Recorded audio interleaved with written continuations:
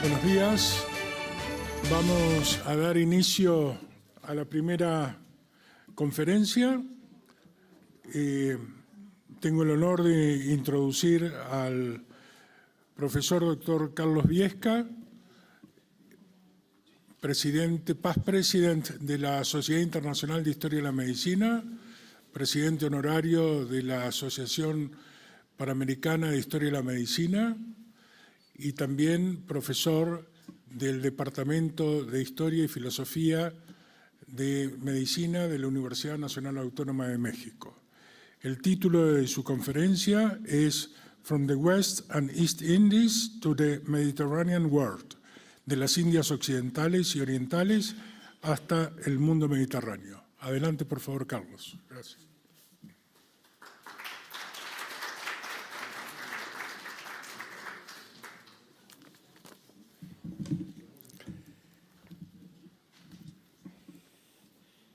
Muchas gracias. Thank you very much. Thank you very much, Professor Rodriguez Boto, for the hospitality at the Nebrija University and the possibility to be here with all of you. We have a little problem with the images.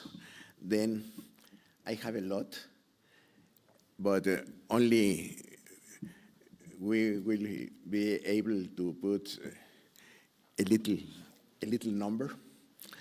Then after, if any of you want to see the rest, I have this in my tablet. 7 years ago, in the 47th International Congress of the International Society of History of Medicine, I presented a conference on this same matter, focusing in the works of 3 important researchers of medicinal substances brought to Europe from West and East Indies. They are García de Horta, Nicolás Monardes, and Cristóbal de Acosta. Undoubtedly, they were really influential in the transmission and integration of knowledge of East and West Indies, medicinal resources to the Mediterranean world. And his presence,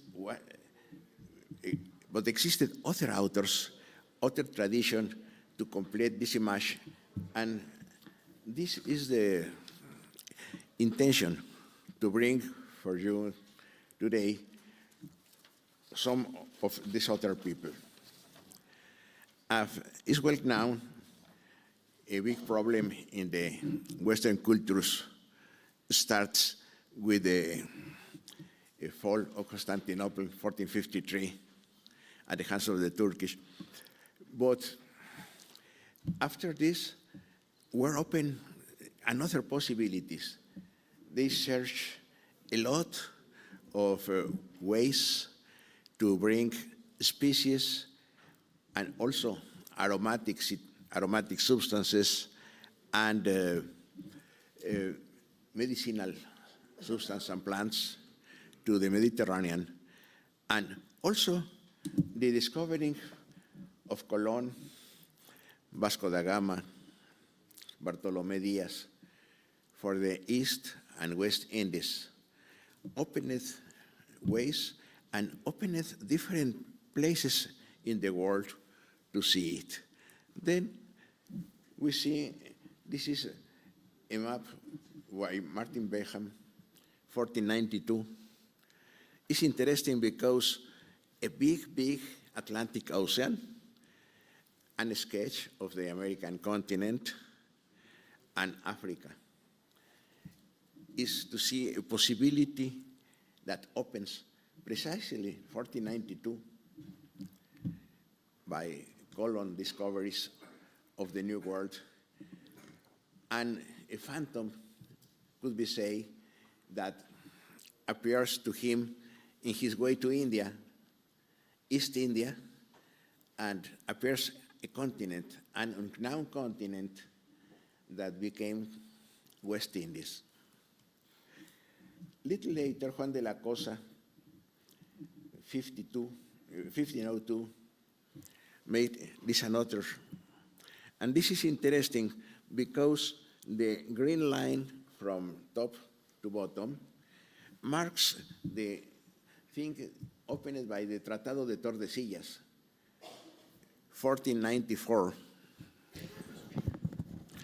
that parts the world into left to Spain, right to Portugal, and the division of the possibilities to explore and exploit the West and East India's product.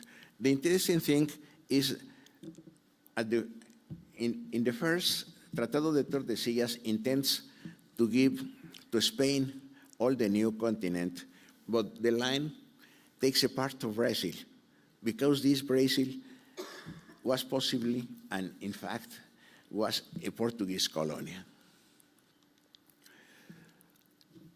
Here you see the coast of Brazil in this sense. And this map is interesting because a very important physician, Miguel Servet, contributes to the precisions and to the made of this map. And in 5030, we have a complete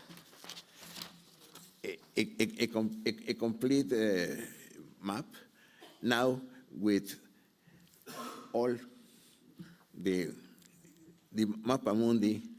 Is interesting because the Ptolemy, his name is in the top, no, is the Ptolemy of the Roman period, but is another one from the 1540s. Then we have a very interesting medical landscape, because from the coast of the Roman Mare Nostrum, a closed world with epidemics, with hepatocenosis, that is a precise epidemical landscape, changes very much because the opening, the bubonic plague, was important along the 15th century, but not in the same ways, the terrible ways of the Black Death of the 1340s, but in the sense of waves of epidemics. But the fact is, when Colon goes to the America, came another terrible pandemic in this time, syphilis, with bubons, not a bubonic plague, but another infection with bubons, infected lymphatic glands in all the body, and with important death in 3 months for the Europeans in that times, and very, very slow progression in the natives of Mexico and the Caribbean islands. At the contrary, the smallpox goes to the New World and was a tragic event. In the conquest of Mexico, Tenochtitlan, it was only possible in the rapid way that it was affected because the smallpox. Young adults, warriors, and women were dead by this, and was really a very important problem. The same, the typhus, exanthematic typhus, in 1545, goes to Mexico. And there was a change of viruses, a change of microorganisms, a change of epidemics, or endemics, changes totally. Malaria, paludism was also important, endemic in the Mediterranean. In America, not in this way, because there existed only Plasmodium vivax, not Plasmodium falciparum, but Plasmodium falciparum traveled to America with principally, mainly with slaves from the Guinea Gulf, and it causes very, very big problems. The interesting thing is that 100 years later, from Peru comes to the Mediterranean world, la quina cortex, the element where is now only extracted quinina, one of the principal principal substances to control paludism. All these factors change substantially the landscape, the epidemic and endemic landscape in both worlds, West and East Indies and Mediterranean world. Another thing was a very important controversy. Ancient physicians, ancient medical knowledge against new medical knowledge, modern one. But paradoxically, the Renaissance physicians take modern science, that of the medieval times and the Arabian tradition. Ibn Sina, Rasis, Maimonides were the modern in that moment, and the ancient, the Hippocratic Galenic tradition. Was a controversy, and in the first time, I think more or less the first 35, 40 years in the 16th century, the moderns were left aside and insisted in the new translations of ancient texts, Galeno, Hippocrates. But it's paradoxically because in 1541, we have a fantastic edition of Avicenna, Ibn Sina, to Latin, made in Rome.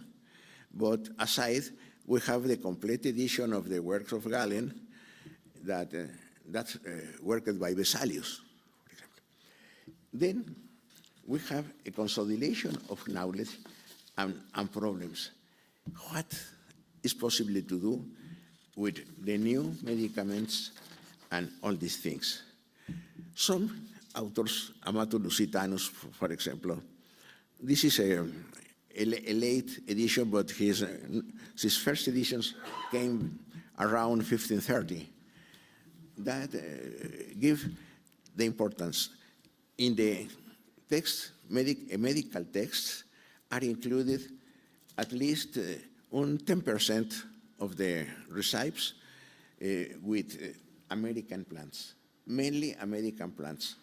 A little only of East Indian plants. He mentions myrrh and opium and bangay, that is called marijuana in that time. Another important people is Leonard Fuchs. He, after studying medicine in Ingolstadt and changing sometimes his residence, in 1535 installed in Tübingen, is not in Mediterranean coasts, but the influence of Mediterranean new knowledge and new therapeutic possibilities goes to the Central Europe. And he published in 1531 a book, Errata Recentorum Medicamentorum. That was interesting because Fuchs make all his possibilities, put the confidence in the ancients, in Galenic medicine, the rescue of the Dioscorides. But it's curious because subsequently, in 1542, he publishes the Historia Stirpium. This is the frontal page of the German translation of the Historia Stirpium, that it came in 1543, a year later, because the Latin edition was absolutely left aside by the people, don't have a good reception. But the German edition was very, very well received. This is Fuchs, and he spoke in that time about 500 plants.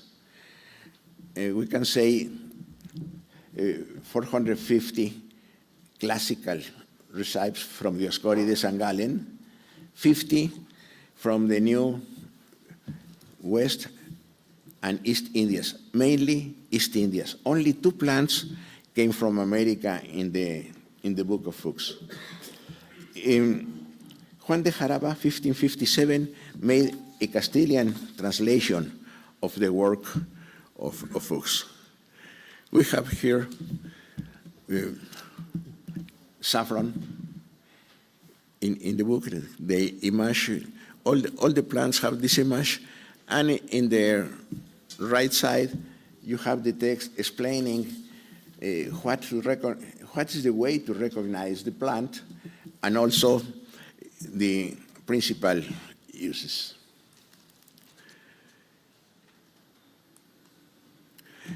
Here starts the problem, the technical problem, then continue without images.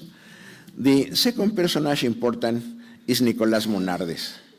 He was born in Sevilla, and it's curious because some people said 1493, and other sources said 1508, is most possibly the second one. He studied in Alcalá de Henares as a bachelor in arts, 1530, medicine, 1533, and go back to Sevilla. Aside unimportant physicians there, Gaspar Pérez de Morales. In 1537, Monardes was married with the daughter of Pérez de Morales, his master. But it's interesting because in 1536, a year before his marriage, he published a work under the title Pharmacodiliosis. In the Pharmacodiliosis, Monardes said that all the new medicaments, those coming from the East Indians or the West Indies, were suspicious to not be effective, to be false. In a little paragraph said, it's not absolutely this my opinion, but maybe some of these medicaments in the form that arrived to Europe came in bad conditions. Maybe when it came in good conditions could be useful, but opens. But after that,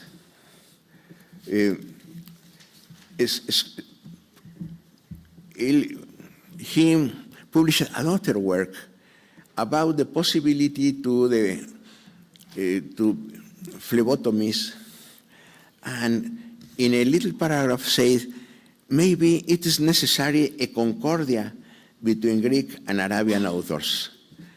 What signifies this concordia? Opening his mind to the new medicaments, to the new possibilities, mainly because the necessity to cure people with the different illnesses, the different diseases that arrive to Europe, and to publish some things for the physicians that go to New Spain, in the case of Mexico, or they go to Goa or Manaus, in the case of East Indias, of Portuguese West Indies, to treat the medicaments there. It's curious because in 1540, Monardes see a seaman going back to Sevilla from the Caribbean islands with a problem that we don't have the possibility to identify, said a very rare inflammation, and it was necessary to purge it. The name of this sailor was Cataño, Pascual Cataño, and Monardes wrote later, it was not possible to cure him with all our purgants. And Cataño said to me, I have a little purge that take in Mexico, Michoacan root, that is a very, very good purgant. The Franciscan friars in Michoacan and the Franciscan friars in Mexico City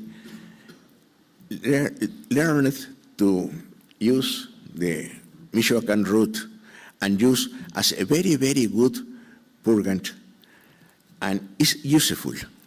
Monardes, despite it, by the failure of all his treatments, intended to use Michoacan root, and Cataño was cured. In this moment, Monardes starts changing his mind and saying, maybe we can use, and I have interest in some new medicaments, and as a good people to have merchandise, thinking maybe it is possible to take from India's these medicaments and distribute it in Europe.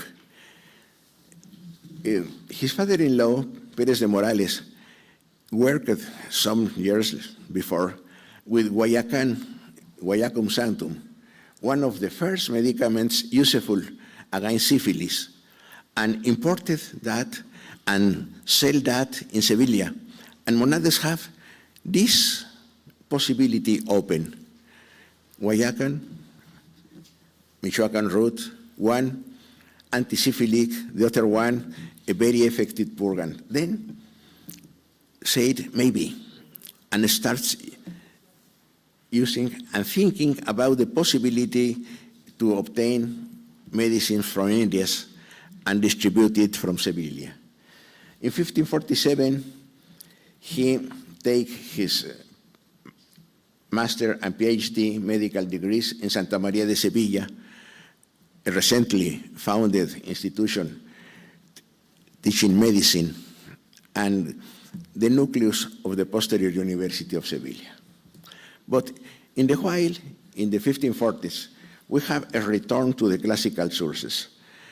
We have two important books, Andrea Mattioli and Andrés Laguna, translation of Dioscórides, Materia Médica de Dioscórides, Mattioli to Latin, Laguna to Spanish, and published this a very interesting thing because they work with the description of the plants, the description of where to recognize it, the uses, the possibilities to employ. But Laguna includes in his commentaries the similitudes from Dioscórides plants with some species coming from the New World and some less, in this case, going to Sevilla from the East Indies, and open the place. After another people, Ruel makes another very interesting book in the same sense. But going 10 years before, we have a lot of possibilities opened by chroniclers. Colón said some things in his diaries. The physician of Colón, Álvarez Chanca, makes some commentaries. For example, a commentary about the problem of influence, swine influence, said that have the mariners in the Santo Domingo island, and spoke about some plants. One very important is Gonzalo Fernández de Oviedo, 1535, published Historia General y Natural of Indias, and made a very, very good description of at least 6 or 7 plants useful for physicians in Europe. Balsam, Guayacum, and Opuntia species that say that are very useful for that illnesses that even Sina describes, diabetes. In that time, reappears monardes.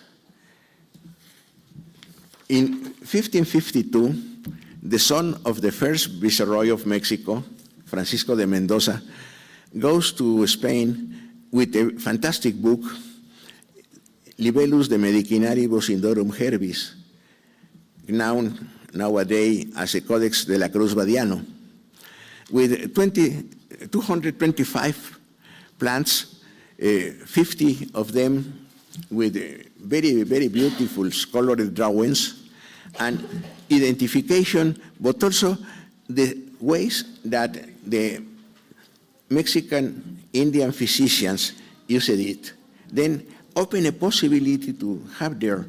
And Monardes saw the codex when Francisco de Mendoza arrives to Sevilla, and Francisco de Mendoza goes to see Philip, the Prince Philip in that time, after Philip II, because the intention was to have a monopoly to distribute sarsaparilla, another antisyphilitic important in Europe, against the other monopoly, that of Guayacan, that had the bankers of Charles V, the Fugger. Then Mendoza have sarsaparilla, Fugger have Guayacan, the two effective medicaments against syphilis. Then Monardes opened with Mendoza a very important commercial company importing drugs from Mexico, in this case, fundamentally. And after the 75, 78, from Peru, Colombia, South American, and also Mexico. They have a fantastic company and won a lot of money distributing Michoacan root, sarsaparilla, and more or less 45 to 50 different American medicines to all Europe. Tobacco was one of his important things, and in the 1567, 68, he has the translation of a letter about tobacco and his medicinal properties, translated to French as Herbe Petum is the French translation, 1556, 55. And Monardes knew also the two important texts, that's of Garcia Dorta, a Portuguese man working on the Portuguese viceroy in Goa, that from 1534, and published the Colloquios das Indias with details over at least 100 plants from East Indians, with details and searching two things: the possibility to expand the scientific knowledge about this, but also to open commercial roads. Los colloquios were also important. And the other people, Cristóbal de Acosta, African, because he was born Portuguese in origin, but born in San Buenaventura in Cabo Verde Islands. Garcia Dorta also studies in Burgos and in Spain, and after that goes to Goa and publishes a very, very big treatise, Story of the Drugs, mainly based in Garcia Dorta book, but also discussing some things that Garcia Dorta doesn't observe, and have the possibility to amplify the utilities of these plants, deformed to have that in Sevilla, in Lisboa, after that in Mediterranean world, and then to open the ways to a new ample pharmacopoeia. Here Monardes appears another time. Two books is the title. Two books of the things that brings from the West Indies and are useful to the health. Monardes in this place have a very important contribution, because the book with the commercial company that he had with the Mendoza family was a very, very hard influence all over Europe. Was translated to English in the late 70s, was translated to Italian, to Latin, to German, and divided in some letters and diffused in all Europe, mainly in the Mediterranean world. And finally was a very, very big influence to have a universal view of the new medicine, new pharmacy, could I say. One other man, Carolus Clusius, Charles de l'Exclus, worked first in France, later in Austrian Empire. But the importance of Clusius was the way to make botanical gardens, but of medicinal plants, and translate to Latin the works of Monardes, the works of Garcia de Horta and de Acosta, and then open the way, open the doors for a university people, for the cultivated physicians to have access to these new products, to these new plants. A little book, or Aromaticum et Simplicum Aliquot Medicamentorum, this time in Latin, was published with Monardes and Garcia de Horta, almost complete works, translated in Latin, was published in Venice, 1575, 82, 89, 1907, 05, etc., and opened the way to the complete new acquisition of medicaments and to have an universal pharmacopoeia.